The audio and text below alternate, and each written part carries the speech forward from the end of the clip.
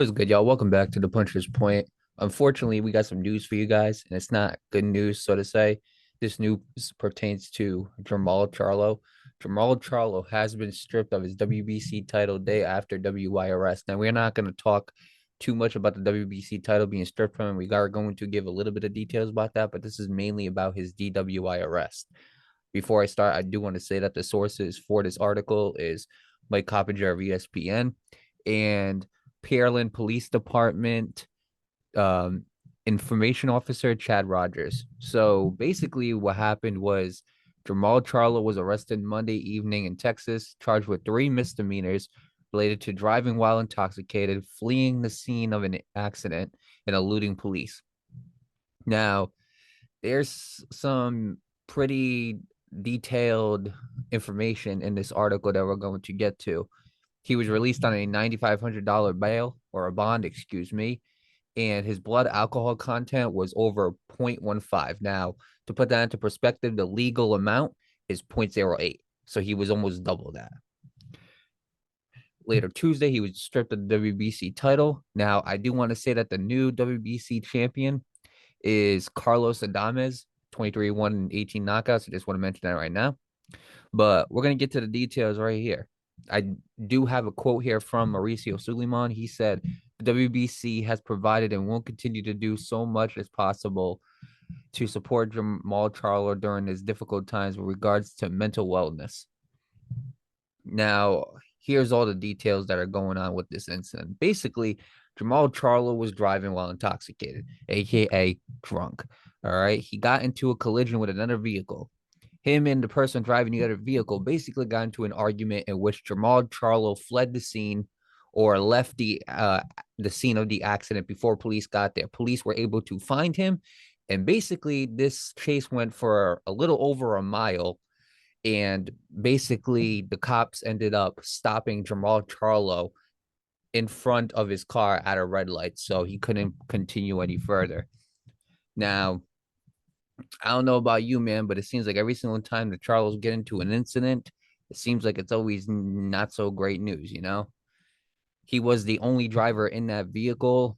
And obviously, like I said, he drove for approximately 1 mile while the officers trailed him. Eventually, another officer blocked him in the front, like I said, on the red light, forcing him to stop. And he was arrested, taken to the city of Pearland jail, where standard sobriety tests were administered. And they said that he wasn't mentally and physically there, basically. So, you know what, Breezy? Let's start with you, man. Your thoughts on Jermall Charlo getting arrested for DWI and your thoughts on him being stripped of his WBC belt. Why? Like, I don't understand. Like, first it was Jared Anderson. Now it's back to back with the Charlos. What is going on? Like, look, it's bad enough. He's already saying he don't really care too much about boxing. If that's the case, please retire because it's clear that you're not mentally there to be boxing. And the DUIs and fleeing the crash it's not a good look. Look, if he's going through something mentally, seek help and go get help. But this is not it. It's sad. These were two twin. Well, I won't put it like that, but when the Charlos first hit the scene of boxing, they was granted to be the next big thing. I'm not saying that they're trash. I'm not saying that they haven't accomplished anything in the sport of boxing. They both accomplished well things in this sport. But at the same time, though, they were so skilled and talented to the point where they should have kept that going. It shouldn't be things where they're getting to issues such as family and then fighting at Earl and Bud's press conference. Like it's so much that going on with them. It's like, what is going on? It's sad. I don't know what to say because it's like it's night and day. Like anytime I hear Charlo, I'm like, please let it be a fight announcement or at least good news. Did not hear this. So how I feel about the DUI? I mean, look, obviously something has to be done because you can't drink and drive. You can't. And if you're going through some kind of mental issues, go get that help. But you can't be out here behind the wheel on alcohol and drunk. You can't do that. So he's wrong in that manner. As far as them stripping him, I mean, he had one fight against Jose Benavidez. If a fighter is holding up a belt in a certain amount of time period, they have to be stripped because you're holding up the division.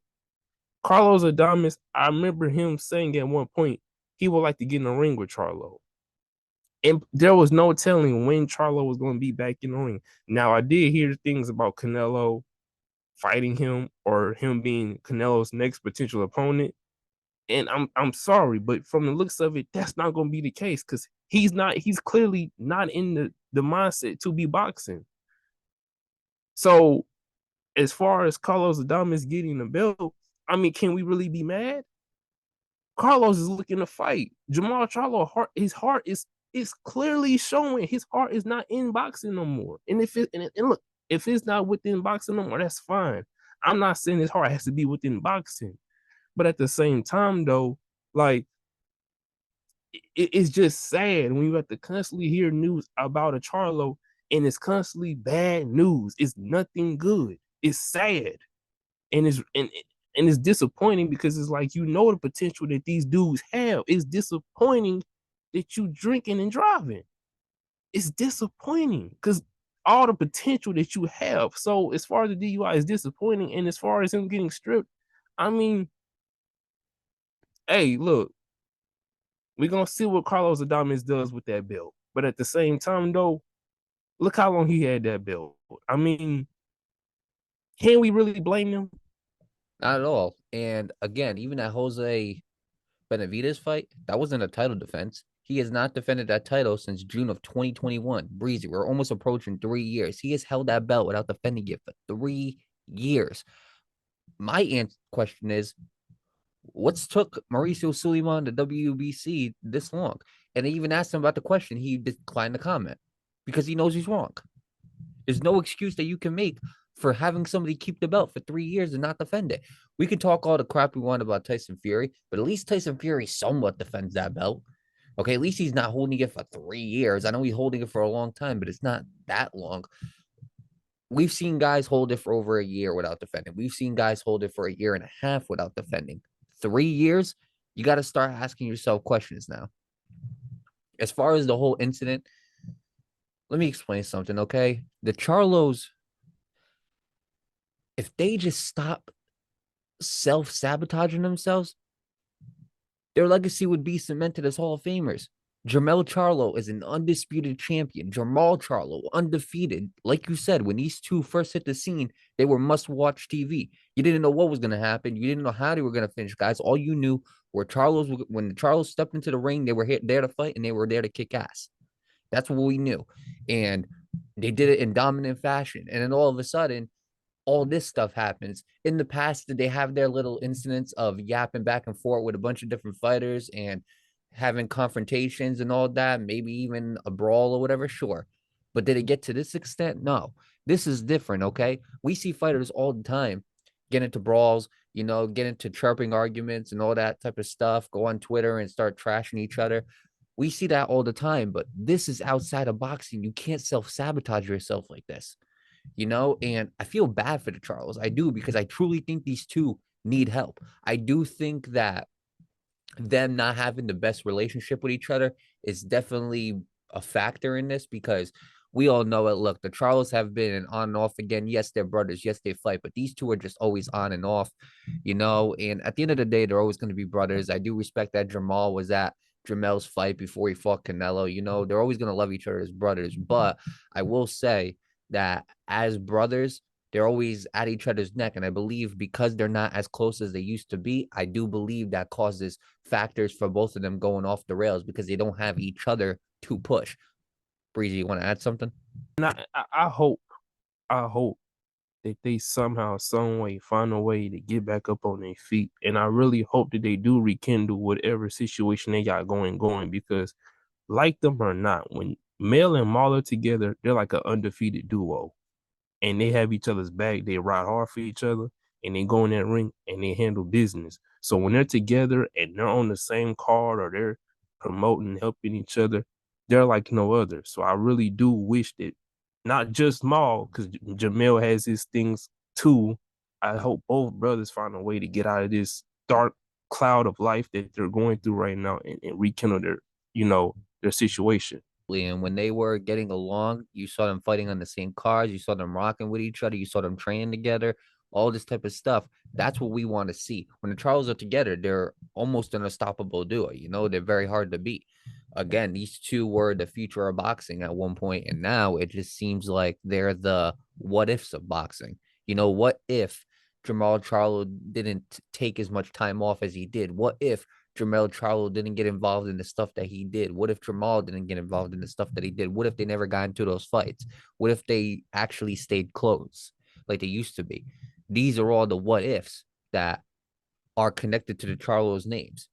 And it's unfortunate because all this time going through all the BS, you could have been using this time to further cement your legacy. Don't get me wrong. Do I think in the future they have a good chance of being Hall of Famers? Jermall, absolutely, because he's an undisputed champion. You can't take that away from him. You can't do that. He's an undisputed champion, and I do believe as an undisputed champion, he will make the Hall of Fame. Jermall, there's still some questions to be asked. Yes, you're going to retire undefeated, but again, besides winning that WBC belt, what have you done? That's the questions I have. And so that's a question. That's a different topic for a different time. But I will say that as far as this incident, man, I mean, there's no excuse. You know, it seems like he drank too much, went on the road, put himself and others at danger, tried to flee the police, which makes it even worse. And the fact that he only got off on a $9,500 bond. Look, we can say what we want about the Charles, but $9,500 is a pretty fair bond for boxers who make $1 million. So he got very fortunate with that. Now he's out of jail. Now it's all about what can you do from here on out. Some people, they mess up so many times, and you never know when is this going to be the time for them to turn their life around. I thought Jermall Charlo was doing that during the Jose Benavidez fight. I thought this was going to be the start of something new, and it just seems like it went back to the same old story. So I'm hoping that this incident right here is the turning point of Jermall Charlo. I hope this is the incident where Jermall Charlo realizes I got to get back into that gym and I got to do what I love to do, because I do believe that boxing can clear a lot of issues. You know what I'm saying? When you're training in that ring, or when you're in that gym and you're just fighting and everything like that, it keeps you away from all the trouble that you could be. And I do believe boxing is very therapeutical in a way, because it keeps you away from all the outside stuff. It keeps you away from the trouble if you're involved in it. We know a lot of boxers who, if it wasn't for boxing, I'm not gonna lie, they'd be in worse situations. Jail, dead, whatever you want to call it, not just in the present day, but also in the past. So I do believe that the first step for Jermall Charlo, whether you are setting up a fight or not, is to get back into that gym and to train and to keep yourself away from what you're doing and to start living the boxer's life again. Start becoming disciplined. Start taking care of your body. Start taking care of your mind, and start doing what you need to do to become a boxing champion. That would be my advice for Jermall Charlo. And look, man, as sad as this is, there's going to be a lot of people that are going to trash Charlos. There's going to be a lot of people who are going to just dog them and basically call them disgraces and stuff like that. I don't honestly, I just hope that I just wish them the best. I hope they get the help that they need, both of them, especially Jermall after this. And I'm hoping that they both can get back to doing what they love to do, which is box. But like you said, they might not have the love for that no more. But regardless of whether you love boxing or not, whether you're doing it or not, these are the incidents you have to avoid.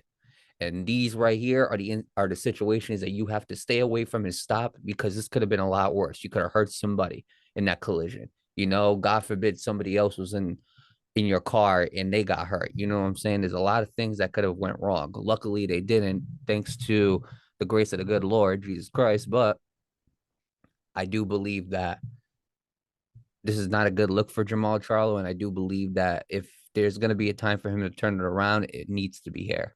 You got anything to add, Breezy? All right. Well, with that being said, this will be the end of this episode. Make sure you guys continue to stay on point with the Puncher's Point. This is our fourth YouTube video. We have a short on there that's doing very good. Again, you guys go listen to the In a Way podcast. Go watch the video. Go watch the podcast or the Canelo video. Ryan Garcia, all that's up there, you know. And again, just continue to tune into the Puncher's Point. You know, we got some great things coming along. You know, we got some new episodes. Issue 2 is going to be coming out Sunday of the Puncher's Point magazine. So make sure you go on the Instagram, on X, on Threads, and all of that. And make sure you guys go check that out because that is definitely a must see. And yeah, with that being said, I mean, I would do the outro, but you know, I think Breezy's better at it than me. So Breezy, I'm gonna have you do the outro real quick. By the way, y'all, Kambosos versus Lomachenko this Saturday. Stay tuned for the Puncher's Point post-fight reaction review on that. Yes, thank you, Breezy.